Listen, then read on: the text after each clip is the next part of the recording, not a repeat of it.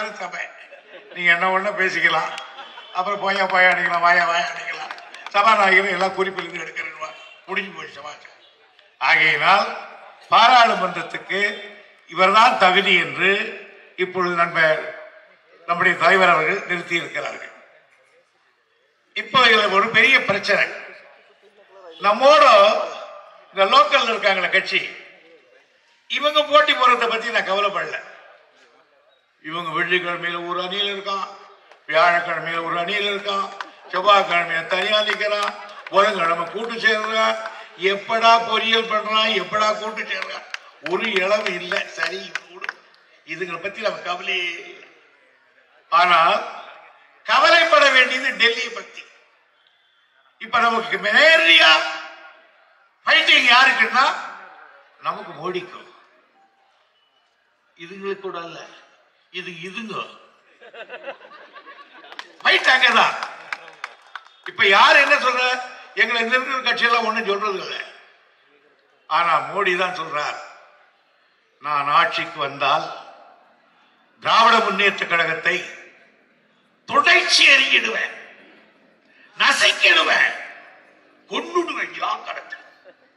சவாஷ். மோடியாரு ஒரு பிரதமர், இந்தியாவின் பிரதமர், இந்த நாட்டை ஆள வேண்டியவர். ஒரு கட்சியை பார்த்து தொடர்ச்சி ஒரு நாள் தான் தவறி பேசினார்னு பார்த்தேன். இன்னைக்கு தினமணியை பார்க்கிறேன், காங்கிரஸை தொடர்ச்சி எறியுங்கள். என்ன வீட்டில் இருக்கிற குப்பையா காங்கிரசும் திமுகவும்? மோடி அவர்களே, எங்களை அழிக்கணும் பிறந்தவெல்லாம் க்ளோஸ் ஆயிட்டான். அவங்களும் ஆயிட்டாங்க, நாங்க ஒன்றும் பண்ணல. உங்களுக்கு தெரியுமா, ராஜகோபாலாச்சாரி பெரியவா, மகாபத்திசாலி, பிராமணன்னா பிராமணரை விட்டுடுவா. அவன் என்ன சொல்ல தெரியுமோ, திமுகவை மூட்டை பூச்சி ரசிக்கிற மாதிரி ரசிக்கிறேன்னார். மிஸ்டர் மோடி அவர்களே, பெரியவரே, அவரை மூட்டை கட்டி கோட்டையிலிருந்து அனுப்பியவன் திராவிட முன்னேற்ற கழகத்துக்காரன். எங்க கிட்ட வேணாம். இன்னொரு பெரியவர் சொன்னார், ஒரு காலை ஊன்றிக்கொண்டு மறுகாலால் எட்டி உதைத்தால் திமுக என்று. அப்படி ஒரிக்கிறது காலை தூக்கினார், அவரை கீழே விழுந்துட்டார். பண்டிதர் ஜவஹர்லால் நேரு தெரியுமா, நான்சென்ஸ் சொன்னார், மன்னிப்பு கேட்டு பழனேறி போனார். நாங்க போற வன்பு சண்டி எடுக்கிறது இல்லை, வந்தது விடுறது இல்லை. இதுதான் எங்க முறை. எதுக்காக எங்களை தொடர்ச்சி எதிர்க்கிறீங்க? நாங்க என்ன தப்பு பண்ணோம்? தேச துரோகம் பண்ணி இருக்கிறோமா? நாட்டை ஆள தெரியாம கொடுத்திருக்கோமா? சட்டம் தெரியாமல் இருந்திருக்கிறோமா? திராவிட முன்னேற்ற கழகம் தொடைத்து எறிய வேண்டிய அளவுக்கு என்ன அப்படி நேஷனல் ஆன்டி கவர்மெண்ட்? சொல்லுங்க பார்க்கலாம். இன்னும் சொல்ல போனால், இந்தியாவுக்கு ஆபத்து என்றால் முதல் குரல் கொடுக்கிறது திராவிட முன்னேற்ற கழகம். இந்திரா காந்தி இருந்த பொழுதுதான் பங்களாதேஷ் வார் வந்தது. காங்கிரஸ் அரசாங்கம் கூட பேசாம இருந்தாங்க. ஆனா கலைஞர் தான் அன்றைக்கு இந்திரா காந்தியை கூட்டி வந்து ராஜாஜி ஆளுக்கு முன்னால் உட்கார வைத்து 6 கோடி ரூபாயை அவர் கையிலே யுத்த ரீதியாக கொடுத்தவர் திராவிட முன்னேற்ற கழகத்தின் தலைவர். நாடு வருகிறது என்றுடன் அவ்வளவே அறிஞர் அண்ணா அவர்கள் விலைவாசி போராட்டத்தில் வேலூரிலே ஈடுபட்டு 6 மாத காலம் சிறை தண்டனை பெற்று வேலூர் சிறையிலே இருந்த பொழுதுதான் சீனன் ஆக்கிரமிப்பு செய்தார். அண்ணா போன்றவர்கள் எல்லாம் உள்ளே இருந்தால் இந்த நாட்டு மக்களை ஒற்றுமைப்படுத்த முடியாது என்பதற்காக திடீரென்று 3 மாதத்தில் அண்ணாவை விடுதலை செய்தார்கள். அண்ணா அவருக்கு காலையிலே விடுதலை செய்தார்கள்.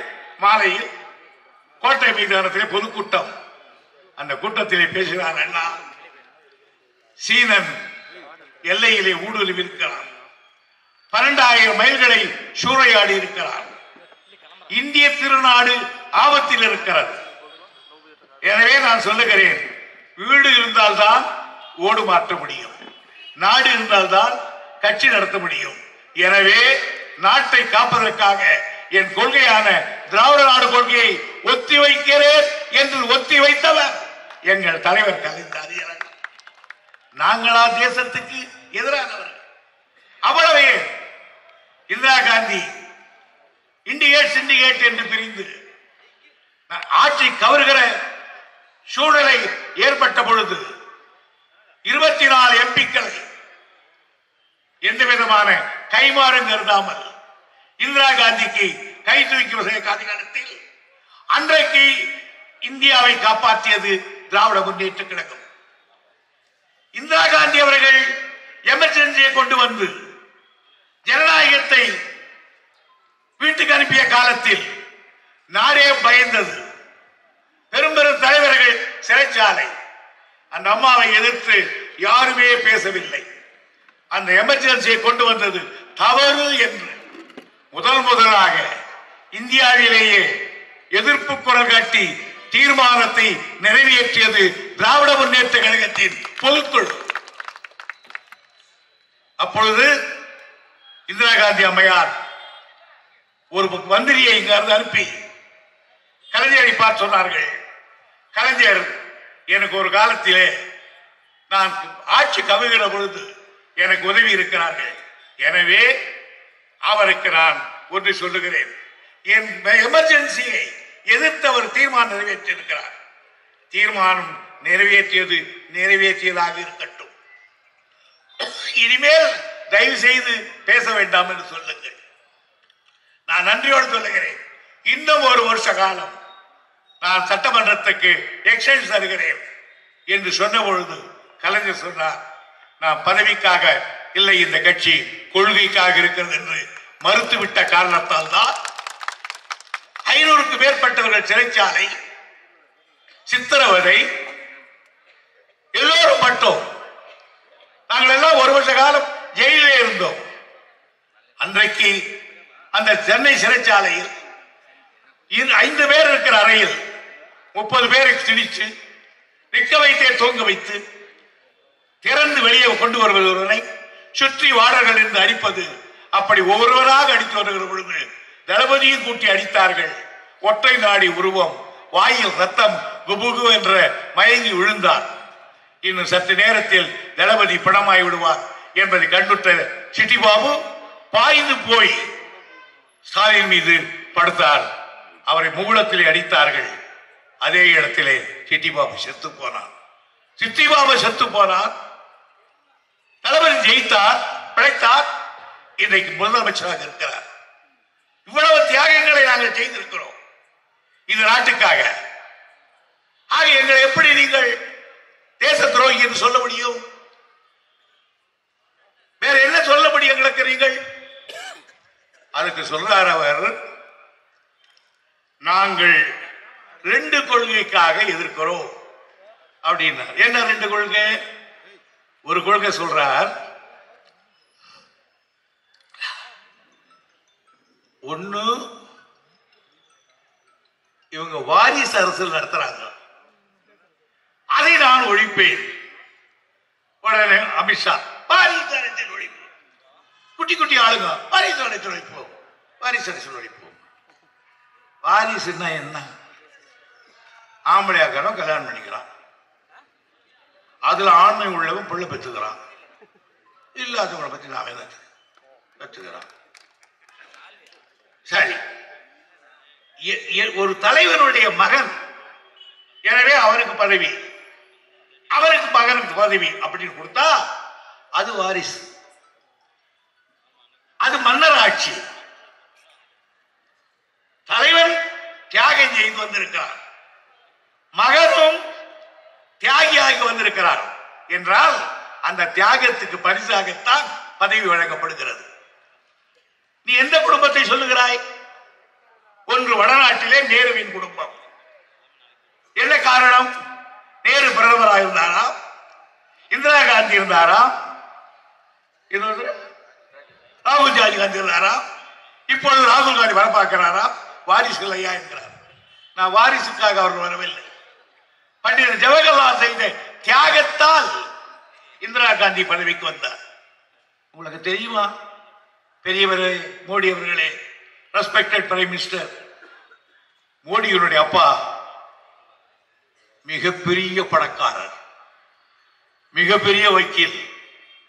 அலகாபாத் என்ற 10 ஏக்கரிலே மாளிகை, அவங்க வீட்டில் சமையல் பண்ற வெள்ளக்காரி, நேருவை பற்றி எடுத்த வெள்ளக்காரி, அவர் ஷூ பாலிஷ் போடுற வெள்ளக்காரன், குதிரை கத்து கொடுத்த வெள்ளக்காரன், அவ்வளவு பெரிய சீமான் நேரு. அவர் ஹார்வர்டில் படிக்க போனார். அந்த ஹார்வர்டுக்கு 4 வாசப்படி, 4 வாசப்படி 4 காரு நிறுத்தி வச்சிருப்பார் அவங்க அப்பா. ஏன் தெரியுமா? மகன் வெளியே வந்து இந்த கேட்ல கார் இல்லைன்னு இன்னொரு கேட்டுக்கு நடக்க கூடாது என்பதற்காக பிரிட்டிஷ்காரன் கூட இல்ல, இவர் நிறுத்தி வச்சார்.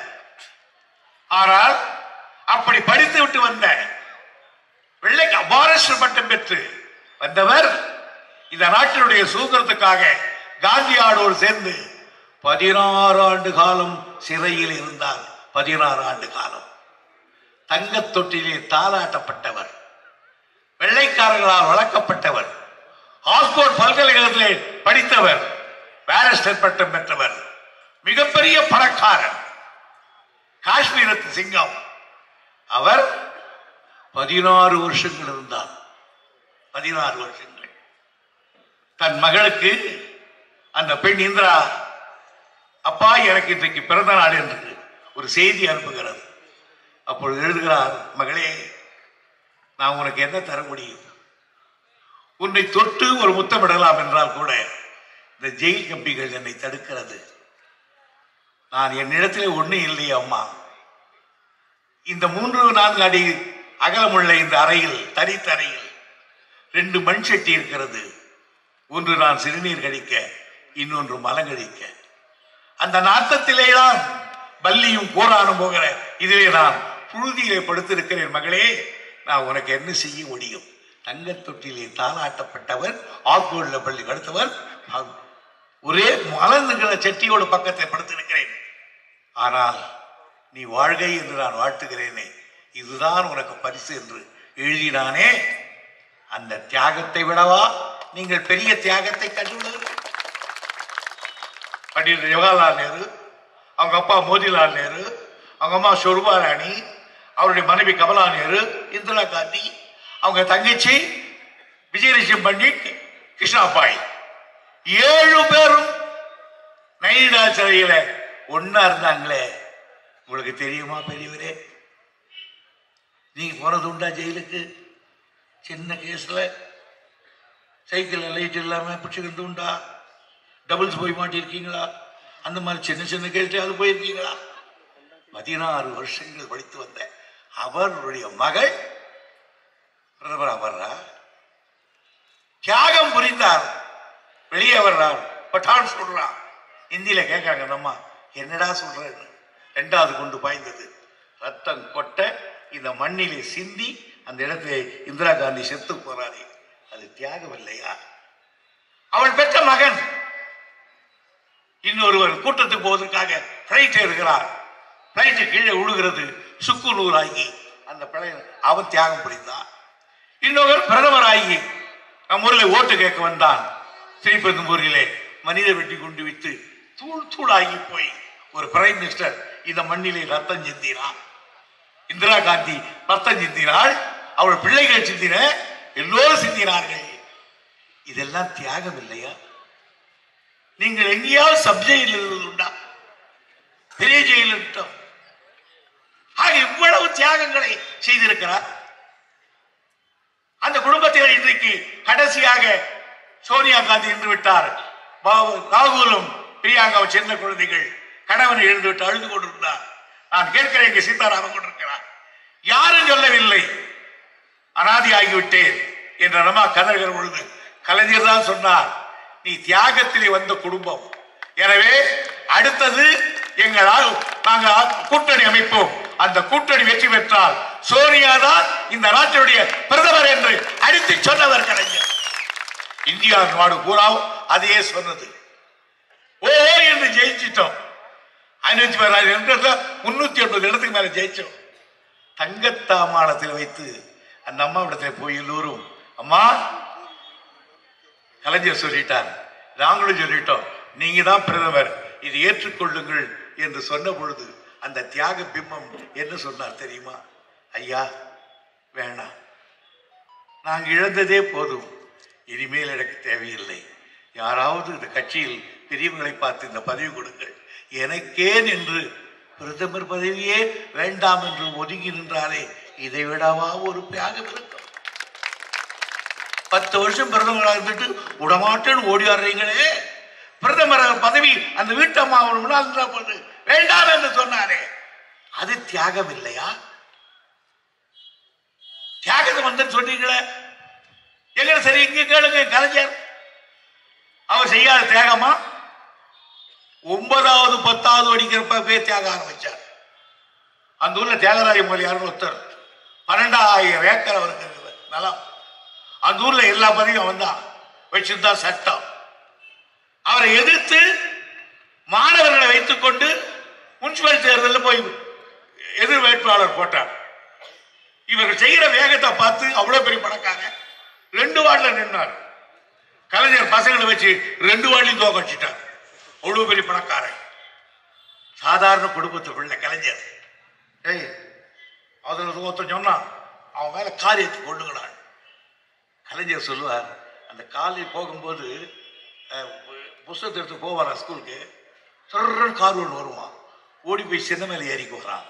அப்படி திண்ணை மேலே ஏறிய போய் ஸ்கூல் படிச்சுட்டு திண்ணை மேலேயே வந்தாரே, 10வது படிக்கும் போதே இந்த தியாகம் இல்லையா? ரயில் கொதிக்குது கள்ளப்படி போராட்டத்தில். கடைசியாக சொல்றார், பக்கத்தில் இருந்த முல்லை சக்தியை பார்த்து, சக்தி கடைசியாக உலகத்தை பார்த்துக்கொள் அப்படின்னு சொன்னார். பேசும்போது சொன்னார் கலைஞர், பக்கத்தில் இன்ஜின் கொதித்ததுயா, அதை விட என் நெஞ்சம் கொதித்ததுன்னார். அந்த நிறுத்தத்தை அடிச்சு பார்த்தா, சிக்கு சொல்லி பார்த்தா எழுதுகளை கடைசியில கள்ளக்குடி எழுதி விட்டுத்தான் அன்றைக்கு தியாகம் போய் 6 மாசம் உள்ளே இருந்துட்டு வந்தார். அப்பொழுது அவர் உள்ளே இருக்கிறவர் தான் ஸ்டாலின். 53 இங்க பிறந்தார். அவர் ஜெயில் கம்பிக்கிடையே தான் தலைவர் பார்த்தார். இதெல்லாம் தியாகம் இல்லையா? கலைஞர் மொத்தம் கிட்டத்தட்ட 3 வருட காலத்துக்கு ஜெயிலுக்கு போகிறார். எல்லாம் கூட்டி பார்த்தால் பிறகு இந்திய போராட்டத்திலே பாளையங்கோட்டை சிறையிலே பாம்புகளுக்கு மத்தியிலே வாழலையா? எவ்வளவு தியாகங்கள்! அவர் உயிருக்கு கோட்டூர் புறத்திலே விளைவிக்கவில்லையா? இதையெல்லாம் தாண்டி அல்லவா வந்தார். அவர் பெற்ற மகன், அவர் என்ன ஜெயிலே செத்து போயிருக்க வேண்டியவர், தியாகம் பண்ணலையா? எங்க ஸ்டாலின் அளவுக்கு தியாகம் பண்ணவர் யாரும் விட்ட காட்டு பார்க்கலாம். அவருக்கு 71 வயசு, 50 வயசு இந்த நாட்டில் போராடி இருக்கார், கூட்டம் பேசியிருக்கார், ஜெயிலுக்கு போயிருக்கார். இப்போ நீங்க 100 தடவை ஸ்டாலினை ஜெயில வச்சுங்க, குயின்மேஸ் காலேஜ் இடிக்க போறீங்க, மறியலுக்கு போறா தூக்கி கடலூர்ல வச்சுங்க. எத்தனை தரம் ஜெயிலுக்கு? தியாகம் இல்லையா? ஏன் நான் ஒரு ஓட்டு இருந்தேனே, என்னை வந்து போலீஸ்கார் போடுறான், இந்த கையை பிடிச்சி வண்டியில ஏறுன்றான். என் மகன் இன்றைக்கு கதிராந்து நிற்கிறானே, அவன் 1 வயசு குழந்தை, இப்படி கையில வச்சுக்கிட்டு இருக்கேன், இந்த சட்டக்கால நான் பிடிச்சுக்கிட்டான். இவன் போக மாட்டேன்றான், இவன் இழுக்கிறான். ஆனால் இந்த விரல ஓடணும்னா விரிஞ்சி போட்டு ஓடி போய் நான் வண்டியில ஏறிக்கிட்டேன்.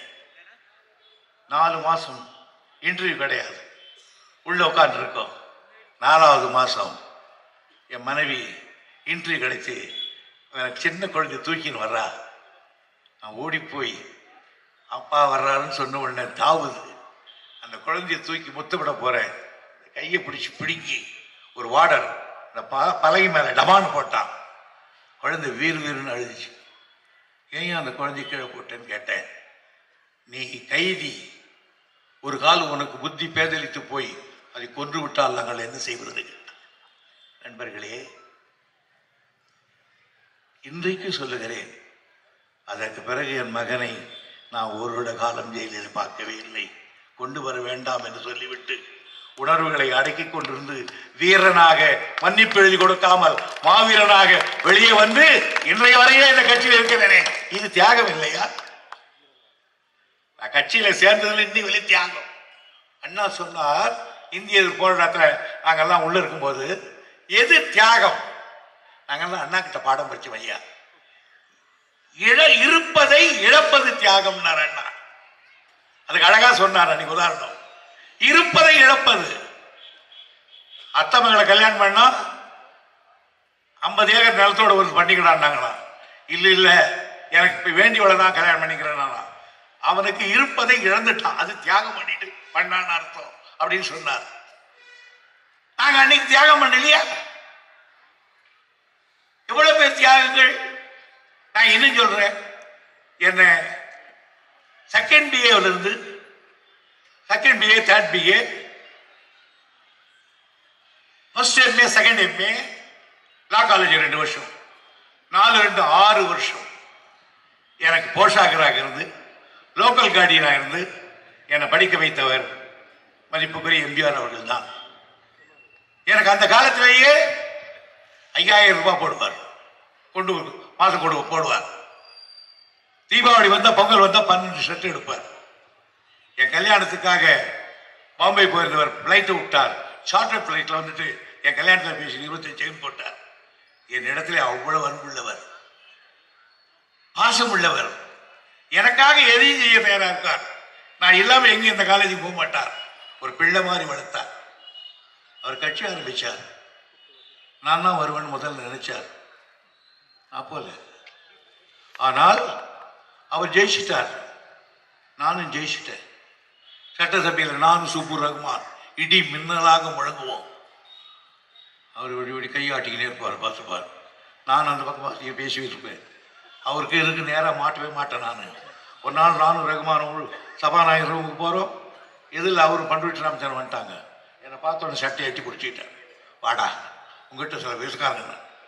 அவர் சொன்னார், ரகுமான் கான் பாய் நீங்கள் உள்ளே போங்கன்னு. ராமச்சந்திரனை பார்த்து, ராமச்சந்திரா நீங்கள் உள்ளே போங்க, நான் வரேன், இவன்கிட்ட சில சமாச்சாரம் தான். அப்படியே இழுத்துக்கிட்டே போனார். ரூம்லேயும் சட்டை விஷயத்துலேயே போனார்.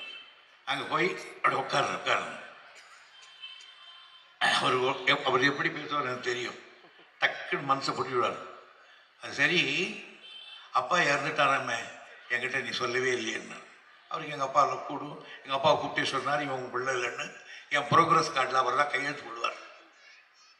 இல்லைண்ணே சொல்லியிருப்பேன், எனக்கு 13 நாள் தேர்தல் இருக்கும்போது நீங்கள் 2 தடவை வந்து என் தொகுதியில் எனக்கு ஓட்டு போடணும்னு பேசுனீங்க. அதுக்கப்புறம் நான் ஏன் உங்களுக்கு சொல்கிறேன் அப்படின்னு சொன்னேன். சார் சரி விடு அப்படின்னு பேசிக்கிட்டே இருந்தார். அது ரொம்ப நேரம் போக அதெல்லாம் வேணாம் சொல்ல. கடைசியாக கேட்டார், நான் ஒன்று கேட்பேன், அது செய்வியான்னார். செய்வேன். என்ன சொன்னாலும் செய்வியா? என்ன சொன்னாலும் செய்வேன். இந்த பக்கம் ஒரு ஜன்னல் இருக்குல்ல, ஆமாம், அதில் கீழே குதி பார்க்கலான்னாரு. நான் உருன்னு அங்கே போனேன். கூறேன் சொல்லலாம் சொன்னேன். அண்ணா சரி. இப்போ இன்னொன்று சொல்கிறேன். நான் உட்காடுறேன்ல, என் பக்கத்தில் நாவலர் உட்காடுறேன். நீ நேராக உள்ளே போய் நாவலர் உட்காந்து நான் உட்கார அந்த இடத்துல உட்காந்துரு.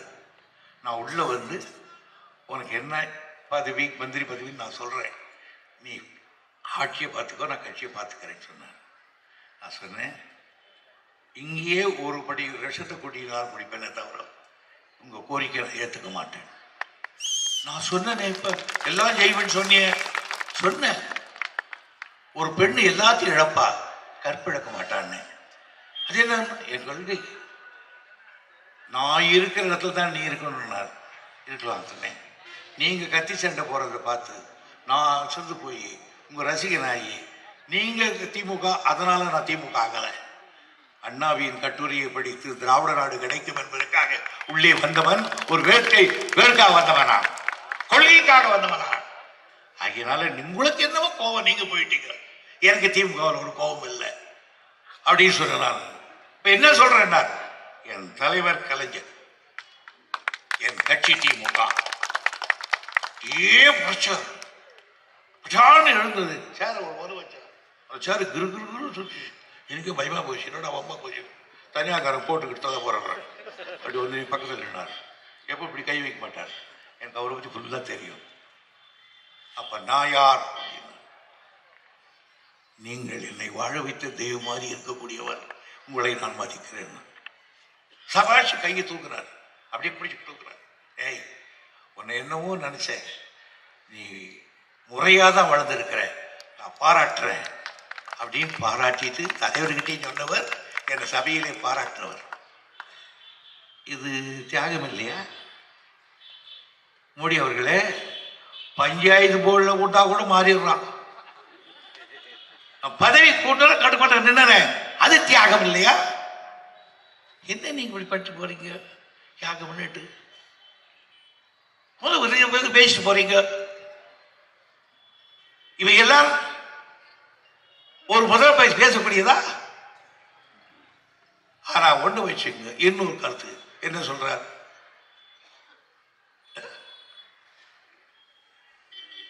ஒன்று அடிச்சு எரிஞ்சிடறார், அது முடியாது, இது முடியாது. இப்ப தேர்தலுக்கு ஆகையினால் நான் ஒன்று சொல்றேன், தமிழ்நாட்டில் எங்களை என்ன நீ குறை சொல்ல போகிற? நீங்க என்ன சொல்லணும்? நான் வந்தேன், போன முறை சொன்னேன், உங்களுக்கு சுவிட்சர்லாந்தில் பணம் இருக்குது, எடுத்துட்டு வர்றேன், 5 லட்சம் போடுறேன், நீங்க எடுத்துக்கின்னு சொன்னீங்க. அதை நான் போய் பார்த்தேன், எனக்கு ஒன்று எவனும் எடுத்து விட்டுருக்கான், நான் வந்துட்டு சொல்லிட்டு போ. அட 1000 பொய் சொல்லி கல்யாணம் பண்றான், நீ 4 பொய் சொல்லி எலெக்ஷன் இல்லை, யார் வாடானா? யார் வாடானா? அதை விட்டுட்டு நீ எங்களை கேட்கறீங்களே. இந்த ஆட்சி மாதிரி நான் சொன்னாங்க சார், எனக்கு நான் 53 வருஷம் தலைவருடைய மடியில் வளர்ந்தவன் நான். ஆனாலும் அந்த இமயத்தின் மடியில் 53 வருஷம் இருந்திருக்கேன். ஆனா எனக்கு தலையென்று மூர்ந்தல்ல. ஏனென்றால் அவர் அடிமொழி காணாத அருணீஸ்வரர் மாதிரி தலைவர். அவர் அப்பேற்பட்டவர், அவரையே மிஞ்சினார். நான் எனக்கு தலைவரை தவிர வேற யாரும், அண்ணாவுக்கு அடுத்து தலைவரை தவிர எனக்கு யாரும் உலகத்தில் பெரியவரான கருதுதில்லை. ஆனால் ஒரு இடத்தில் நான் பார்த்த பிள்ளை தான், நான் கோபாலபுரத்தில் இருக்கும்போது அரட்டவஜரோடு விளையாட ஒரு பிள்ளை தான் ஸ்டாலின். வடாபுடன் கூப்பிட்ட பிள்ளை தான். ஆனால் தோளுக்கு பின் தோழனாகி நீ தலைவைக்கு பின் தலைவனாக இருக்கா. அவர் சொன்ன ஒரு வார்த்தை எனக்கு என்னன்னு கேட்டா, ஆப்ரஹாம் லிங்கன் அமெரிக்க நாட்டில் சொன்ன மாதிரி சொன்னார். வெற்றி பெற்ற பிறகு பதவியேற்றவுடன் பத்திரிகைக்காரன் ஒரு கேள்வி கேட்டான், நீங்கள் நாட்டு மக்களுக்கு என்ன சொல்ல விரும்புகிறீர்கள்? அப்போ சொன்னார், எனக்கு ஓட்டு போட்டவர்கள் மட்டுமல்ல, எனக்கு ஓட்டு போடாத மக்களும் வாழ்த்துகிற அளவுக்கு நான் ஆட்சி நடத்த விரும்புகிறேன் சொன்னார். இதுதான்டா ஜனநாயகம். Government of the people, by the people and for the people. Operation சொன்னானே, அதற்கு ஈக்குவலான கொட்டேஷன் தளபதி சொல்லியிருக்கார். ஆகியனால நாங்கள் அவ்வளவு செய்து ஆட்சி செய்திருக்கோம். நீங்க என்ன பண்ணாங்க? ஒவ்வொன்றும் அவங்க அப்பா மாதிரி செஞ்சுக்கிறத கலைஞர் கேட்டார், மத்திய சத்துணவு தானே அப்படின்னா, ராமன் நல்லதான், ஒன்றும் சத்தா காணும் என்னாரு. அதாங்க சார், அதாங்க சத்துனா அப்படிதாங்க. சில பேர் இல்லையா, அது மாதிரி தான். அது சில பேருக்கு யோ 2 முட்டை போடுங்க ஆனார், சத்தாயிடுச்சு. கலைஞர் இவர் வந்தார், சொன்னார், அண்ணே இந்த காலையில் பசங்களுக்கு ரொம்ப எனக்கு என்னமோ மைண்டில் இருக்கு, ஒரு டிஃபன் போட்டால் எப்படி இருக்குன்னாரு. டிஃபன் போட்டால் சாப்பிடுவான், எப்படி இருக்குன்னு என்ன இருக்கு போய் புதுசாக இருக்குன்னாரு. சாப்பிடுவாண்ணே. இல்லைண்ணே நீங்கள் தமாஷா பேசாதீங்க சொல்லுங்கண்ணே. நல்லா இருக்காது தம்பி. அவர் சொன்னார், 6 மணிக்கெல்லாம் எழுந்து ஃபேக்ட்ரிக்கு போகிறாங்க. இந்த பசங்களுக்கு போகும்போது நீச்சு தண்ணீர் சோறு போட்டு வச்சுருப்பாங்க, குடிச்சிட்டு போட்டிடுவாங்க. சில குழந்தைங்களுக்கு பிடிக்காது, பட்டினியாக மத்தியானம் சோறு வள்ளியும் இருக்குது. ஆகையினால் அந்த குழந்தைங்கள்லாம் தூங்குது. இதுக்காக காலையில் உப்புமா கிச்சடிகள் போடலாமா? தாராளமாக போட்டது. பசங்க, ஏண்டி கஞ்சி குடிச்சிட்டு போறியா? நோ, என் காலேஜில் ஸ்கூலில் எனக்கு கிச்சடிட்டு போயினேங்கிறான். காலையில் சாப்பிடுதுங்க, மதியம் முட்டையோட சோறு. எப்படின்னா அப்போ கூட ஒன்று கம்மியாக இருக்குதுப்பான்னு. என்ன இந்த ராத்திரி என்ன பண்ணுறதுன்னு நல்ல வேலை என்ன, நீங்கள் எதானா நினைக்கிறீங்களா என்ன நினைக்கிறீங்க? அது இல்லை தம்பி, நாளைக்கு ஒரு டிஃபன் கேரி வாங்கி கொடுத்துட்டு சாயந்தரம் பசங்க போகுது இல்லை, அதுக்குள்ளே 5 சப்பாத்தி அதில் தட்டி போட்டு ஒரு சட்னி போட்டான்ச்சா அதுங்களும் சாப்பிட்டு அந்த அம்மாவும் சாப்பிட்டு இல்லையா விட்டு விட்டுடலாம் சரியா? இல்லை இல்லை, குழந்தை முடிஞ்சு போச்சு. குழந்தை பெற்றாங்க, பள்ளிக்கூடத்துக்கு வருது. காலையில் சோறு போடுறீங்க, டிஃபன் போடுறீங்க, மத்தியானம் சோறு போடுறீங்க, ராத்திரிக்கும் டிஃபன் போட்டா அவங்களுக்கு தொல்லை இல்லை பாருங்க. அவங்களுக்கு ஒரே ஒரு வேலை, பெற்று போடணும். ஈண்டு புறத்தல் என் கடனே அப்படின்னு நான் புறநாட்டில் ஈண்டு புறத்தல் போடுறது இல்லையா? அதனால விட்டுலாம் சொல்லி கிள்ளி விட்டு கம்ப்யூட்டர் மாட்டுறாதீங்க நம்மள அப்படின்றாரு. ஆக இன்றைக்கு அப்படி செய்கிறோமே இல்லையா? உன்னையெல்லாம் பஸ்ஸில் ஏறி உட்காந்தா சார் எந்த ஊருக்கு போனோம் நம்மளையும் பெண்களையும் நாம் அந்த ஊரை சொல்லுவோம், இந்த ஊருக்கு போகிறோம், அந்த ஊருக்கு போகிறோம். இப்போ தாய்மாரை கேட்குறேன், அம்மா எந்த ஊருக்கு போகணும்? இந்த பஸ் எந்த ஊருக்கு போகுது? இது எந்த ஊருக்கு போனால் உனக்கு என்ன? அம்மா எந்த ஊருக்கா போகுது இந்த பஸ்ஸு? இது கிருஷ்ணகிரி போகுது, விடு. காசாப்படமா போகுது அப்படின்னு கேட்குறேன். அந்த அம்மாவுக்கு 1000, அந்த பெண்ணு படிச்சிச்சு அதுக்கு 1000, இந்த பையன் 3 தான். நாங்கள் தான் ஹோட்டல்லாம் கேட்குறோம், அந்த பொண்ணுக்கு 1000 விட்டாரு, அவனுக்கு 1000. இப்போ அந்த அம்மாவுக்கு 1000, பொண்ணுக்கு 1000, பிள்ளைக்கு 1000, காலையில் டிஃபன், மதிய சோறு, ராத்திரி இல்லை. அப்புறம் இவ்வளவு நடத்துகிற ஒரு ஆட்சி. இது வரலையும் நீங்கள் 1 ரூபா கொடுத்துருக்கீங்களா? இதுபடியா வாழாயா? நூற்றுக்கணக்கான பேர் செத்துட்டாயா. தூத்துக்குடியில, கன்னியாகுமரியிலையோ, திருநெல்வேலியோ வெள்ளம் பறந்ததுயா.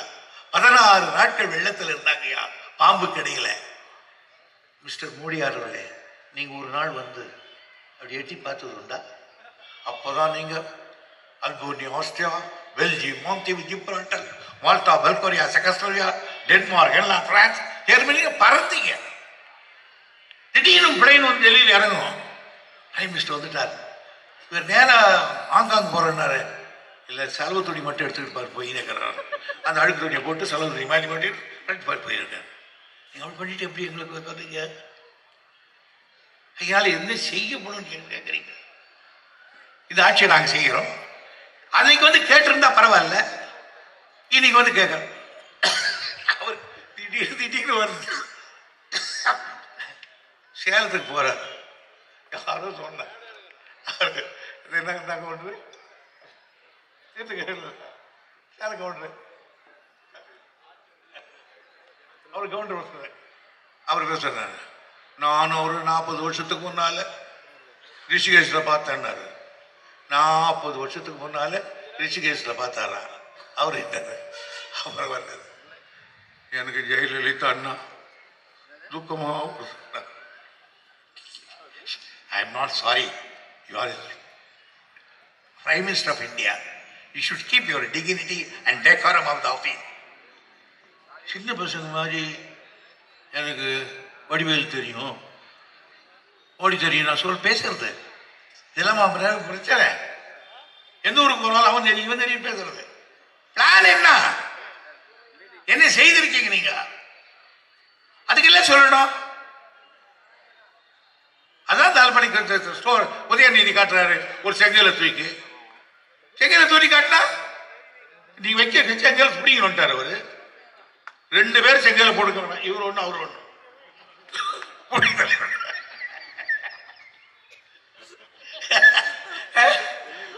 வந்துட்டாரு. அது மாதிரி ஒரு பிரச்சனையை வச்சு வளர்த்துக்கிட்டு இருக்காரு. இதுக்கு மேல என்ன செய்ய சொல்றீங்க? ஆனால் இங்க இருக்கிற கட்சிகளுக்கு சொல்றேன், இங்க இருக்கிற கட்சிகளுக்கு கொள்கை கிள்கை ஒன்றும் கிடையாது. துண்டி போட்டுறாங்க. ஐயோ பள்ளு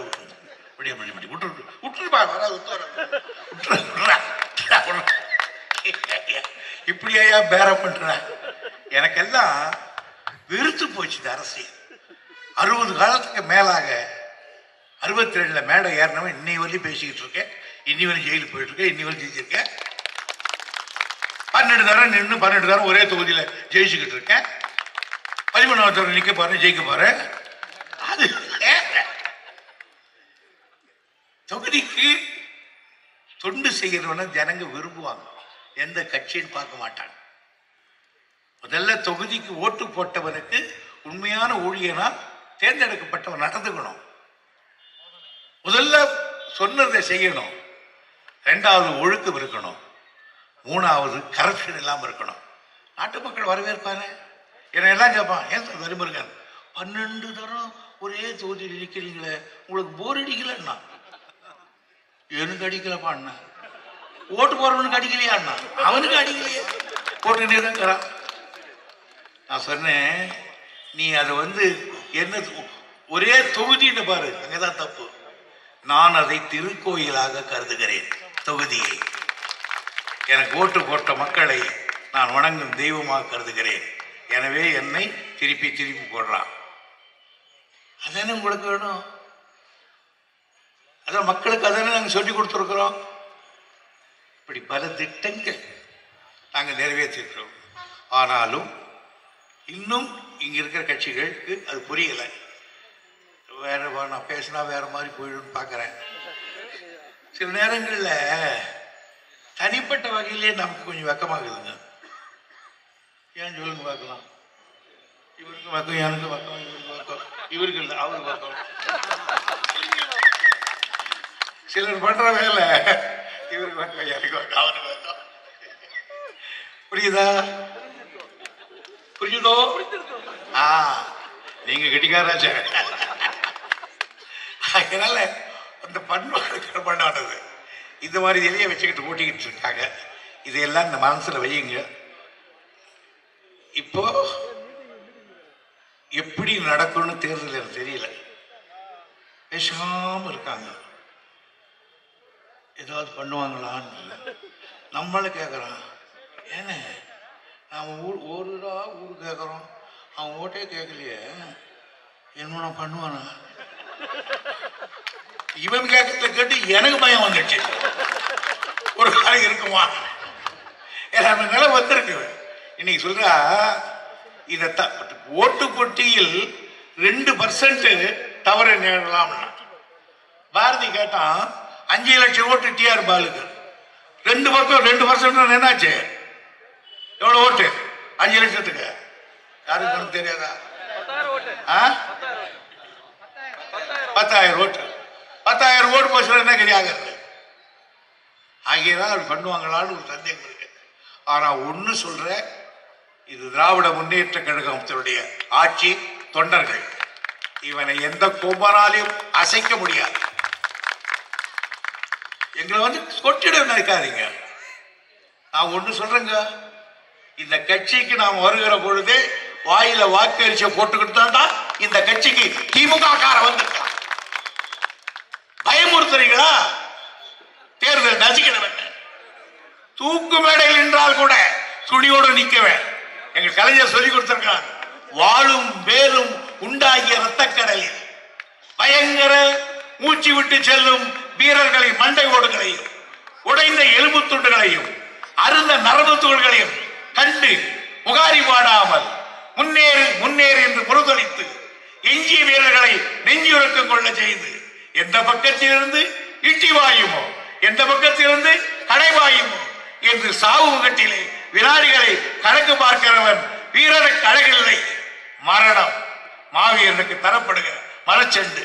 அது மங்கையின் இதனை விட சுவையானது என்று எங்களுக்கு பாலபாடம் நடத்தியவர் என் தலைவர் கலைஞர். அவர் போட்டுக்கொண்ட அவரை யாரும் ஒன்றும் பண்ண முடியாது. அவர் மாதிரி சூடுள்ளவே சுவை உள்ளவே கேலி உள்ளவே யாராலும் பார்க்க முடியாது. ஃபர்ஸ்ட் முறை அண்ணா இறந்துட்டார். சீஃப் மினிஸ்டர் டெல்லிக்கு போறாரு. மராஜி தேசாயை பார்க்க போறாரு. கூட மாதவன் போறாரு. 6:30 மணிக்கு அவர் டைம் கொடுத்துருந்தார். 5 மினிட்ஸ் லேட் ஆகி போயிடுச்சு டிராபிக்ல. கடுக்கடுத்து உட்காந்துக்கிறான். வந்த உடனே சீஃப் மினிஸ்டர் ஆகிட்டு கங்கராகுலேஷன் சொல்லுவான்னு இவர் போனார். வீட்டு வேலைக்காரன் நான் 6 மணிக்கு வரணும்னு 6:05 லேட்டா வரீங்க 5 நிமிஷம். நான் என்ன வீட்டு வேலைக்காரனான்னு கேட்டார். கலைஞர் சொன்னாரு, நீங்க அப்படி இல்லைங்க. எப்படி இல்லை?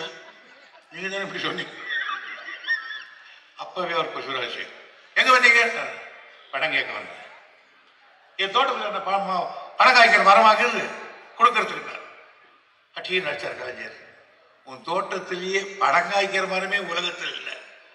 உங்க தோட்டத்தில் எப்படி சார் இருக்கும்? பைனான்ஸ் மினிஸ்டர் கூட புரியலையான்னு அன்னைக்கு பேச மறந்து கலைஞரோட கடைசி வழி மராஜி சார் பேச மாட்டேன். அவர் தூக்கி அடிச்சுட்டு போயிட்டே இருப்பார் சார். அவர் மாதிரி காங்கிரஸ்ல கருத்திருமன் ஒருத்தர் இருந்தார். திமுக ஆட்சிக்கு வந்தால் நாடே சுடுகாடு தான். அதனாலதான் எதிர நீ உட்கார்ந்துக்கிறீங்க. திமுக ஆட்சிக்கு வந்தா நாடே சுடுகாடு கருத்திருமன் காங்கிரஸ்ல தலைவர் சொன்னாரு. அதனால தான் இங்க எதிரில் உட்கார்ந்துக்கிறீங்க சுடுகாடு. அடி பிச்சுட்டு போயிடுவார். அவர் கொண்டு போய் ஒரு நாள் நிறுத்தம், உடம்பு சரியில்லை அவருக்கு, கொண்டு போயிட்டார். நாங்கள் படிக்க சொல்லுவோம், அண்ணே பார்த்துண்ணே படின்னு படின்னு அப்படின்னு இறக்குவோம் படிக்கட்டுல. யோ அண்ணாவே என்ன படி படினாரு, அதே என்ன செய்யல, நீ சொன்னியா நான் செய்ய போறேன். எக்ஸ்ரே ஓடுறாரு எடுக்கிறார். எக்ஸ்ரே எடுக்கணும் யார் எடுக்கணும்.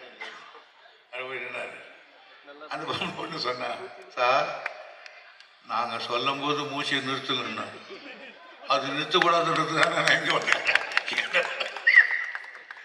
டப்பு டப்பு அடிச்சுட்டு போயிட்டே இருந்தார் அவர் பாட்டுக்கு. அப்படிப்பட்ட ஒரு லீடர் சார். அவரோட இருந்துமே அண்ணாவோட நான் இருந்திருக்கேன். அவர் ஒரு மாதிரியானவர். நைட்லலாம் எங்களை கூப்பிட்டு இங்கிலீஷ் தான் பேசுவார். அவர் நைட்லாம் பேசியிருக்கா பல சங்கதிகள். ஆனால் இவர் மாதிரி ஒரு எங்களெல்லாம் ட்ரெயின் கொடுத்து வளர்த்தது வேறு யாரும் இல்லை. எனவே இந்த கழகத்தில் நாம் இருக்கிறோம் என்பதே நமக்கு பெருமை. இந்த இடத்திலே மணி வெற்றி பெற்று பாராளுமன்றத்துக்கு செல்வார் என்ற உறுதியை உங்களுக்கு தெரிவித்து ஆக்க வேண்டும் என்று கேட்டு விடைபெறுவேன். நன்றி.